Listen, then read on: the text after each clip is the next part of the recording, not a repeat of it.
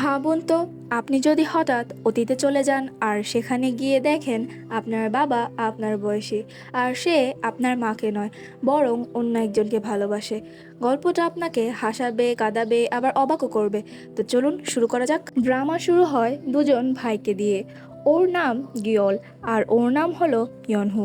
ওরা কথা বলছিল না, আর একে অপরের সাথে সাইন ল্যাঙ্গুয়েজে কথা বলছিল। এই দেখে দোকানদার ওদের বোবা ভাবে আর ইশারায় কথা বলতে থাকে। কিন্তু তখনই গিয়ল কথা বলে।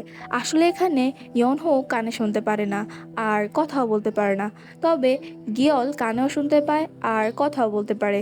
এরপর গিয়ল আমাদের ওর পাস্ট বলতে থাকে। ওর পরিবারে ওর বাবা, মা আর ভাই কেউই কথা বলতে পারতো না আর কানেও শুনতে পেত না। ওদের পরিবারে একমাত্র ওই কথা বলতে আর কানে শুনতে পারে। ওর বাবার একটা রেস্টুরেন্ট ছিল, আর ওর সাহায্যে ওদের ব্যবসা ভালোভাবেই চলতো। বাহিরের মানুষ কি বলছে ও ওর বাবা মাকে সাইন ল্যাঙ্গুয়েজের মাধ্যমে বোঝাতো। একদিন রাতে গিয়ল বাইরে বরফ পড়া দেখছিল। ওর মাও ওর সাথে আসে। একটু পর ওর বাবাও আসে, আর সবাই তারপর বাইরে বরফ দিয়ে খেলছিল। এমন সময় ইউনহুয়ের উপর একটা রড পড়তে গেলে গিয়ল সেটা দেখতে পাচ্ছিল। ও ওকে বাঁচাতে গিয়ে পড়ে যায়। ও বাবা মা আর ইয়নুকে ডাকছিল, তবে কেউই ওর ডাক শুনতে পায় না। তাই ও একটা লেজার লাইট দিয়ে ওর বাবা মাকে ইশারা দেয়, আর বাবা ইয়নুকে বাঁচায়। এরপর ওরা বসে কথা বলছিল।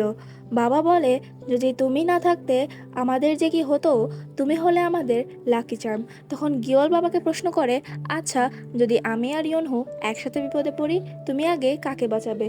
ওর বাবা এখানে কি উত্তর দেয় তা আমাদের দেখানো হয় না। পরের সিনে দেখি ওরা ওদের বাসা চেঞ্জ করে, আর বাড়িওয়ালা ওদের বলে, আপনাদের কম টাকায় বাসা ভাড়া দিচ্ছি, কারণ অন্তত আপনারা আওয়াজ করতে পারবেন না। আর ওদের আরও অপমান করতে থাকে। তবে গিওল বলে উনি আমাদের ওয়েলকাম করছে, যাতে ওর বাবা মায়ের খারাপ না লাগে। এদিকে পুরো পরিবার মিলে বাড়িটাকে সুন্দর করে সাজাচ্ছিল।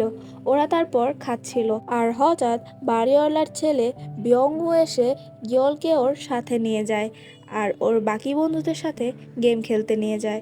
একটু পর বাবা কল দিলে গিয়ল চলে যায়। বিয়ংহুয়ের একটা বন্ধু বলে গিয়লকে ওদের সাথে আর খেলতে না আনতে।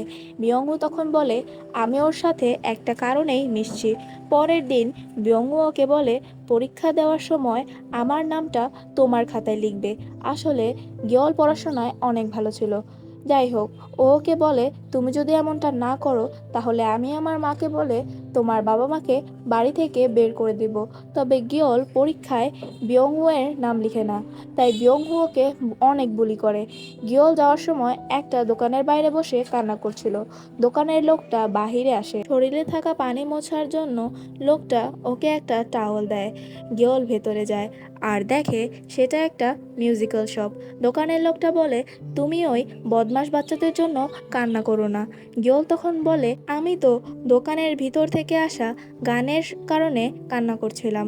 এরপর ও ওর পরিবার সম্পর্কে বলে। যাওয়ার সময় লোকটা ওকে ডাকে আর বলে, তুমি কি গিটার বাজানো শিখবে? সিন কাট হয়, আর আমরা দেখি পরের দিন ও লোকটার কাছে গিটার শিখতে যায়।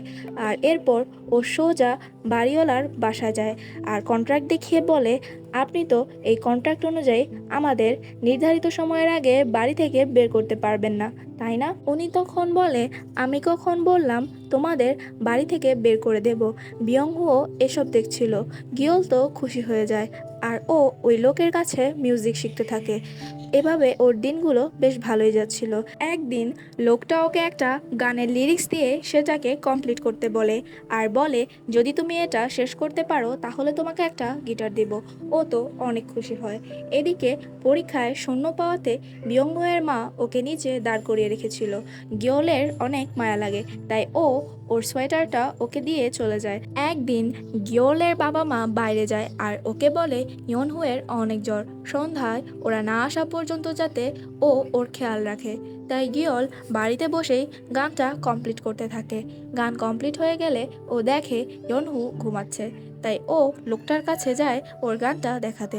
এদিকে বিয়ংহু রাগে ওর বাসার জানালায় একটা জ্বলন্ত সিগারেট ফেলে দেয় আর পর্দায় আগুন লেগে যায়। আমরা দেখি গিয়ল অনেক ডাকার পরও লোকটা বাইরে আসে না। গিয়ল ওর বাড়িতে গিয়ে দেখে ওর বাড়িতে আগুন লেগে গেছে। ওর সামনে গেলে ওর মা ওকে দেখে কান্না করতে করতে বলে, তোমার বাবা তোমাকে না দেখে তোমাকে খুঁজতে ভেতরে চলে গেছে। এবার আমাদের দেখানো হয় ওই দিন বাবা কি বলেছিল। বাবা বলেছিল, আমি তোমাকে মানে গিয়লকে আগে বাঁচাবো, কারণ গিয়ল গিয়ে বাকি লোকের কাছে আমাদের জন্য সাহায্য চাইতে পারবে। গিয়লের বাবাকে ফায়ার ফাইটাররা নিয়ে আসে আর ওনাকে হসপিটালে পাঠায়। হসপিটালে বাড়িওয়ালা ওনাদেরকে আগুন লাগার জন্য দোষ দেয় আর চলে যেতে বলে। ওরা চলে যাচ্ছিল তখন গিয়ল ওদেরকে দাঁড়াতে বলে আর দৌড়ে যায় দোকানে। তবে দেখতে পায় যে দোকানের লোকটা মারা গেছে। ও তো অনেক কান্না করে আর ওরা ওখান থেকে চলে যায়। সিন প্রেজেন্টে আসে আর আমরা গিয়ল আর ইয়নহুকে দেখি। গিয়ল কথা বলছিল, তবে ইয়নহু তো মোবাইলে ব্যস্ত। গিয়ল বলে, নিশ্চয়ই তোর গার্লফ্রেন্ড হয়ে গেছে। ও তখন বলে, হ্যাঁ, ও অনেক সুন্দর, তবে ও আমার মতোই কথা বলতে পারে না আর কানেও শুনতে পায় না। এদিকে আমরা ইচান নামের একটা ছেলেকে দেখি।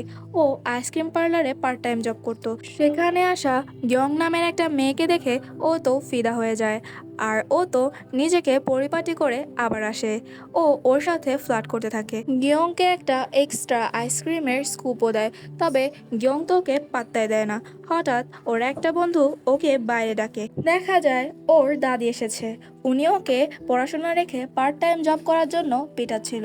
ও তো পালাতে থাকে। দাদি ওর পিছনে পিছনে ছুটতে থাকে আর রাস্তায় ও হুলস্থুলু কাণ্ড বাঁধিয়ে দেয়। এই ছেলের পরিচয় আমরা সামনেই জানতে পারবো। এদিকে আমরা দেখি গিয়লের বাবা তো ওনার বন্ধুদের সাথে ড্রিঙ্ক করছিল। গিয়ল আর ইয়নহু ওনাকে বাড়ি আনে। ইয়নহু চলে গেলে বাবা গিয়লকে বলে, আমি তোমাকে নিয়ে অনেক প্রাউড। আমার দুই ছেলেই আমার মুখ উজ্জ্বল করবে। একজন ন্যাশনাল তাইকোয়ান্ডো প্লেয়ার হবে, আরেকজন ডক্টর হবে। তবে গিয়ল তো ডক্টর না, বরং মিউজিশিয়ান হতে চায়।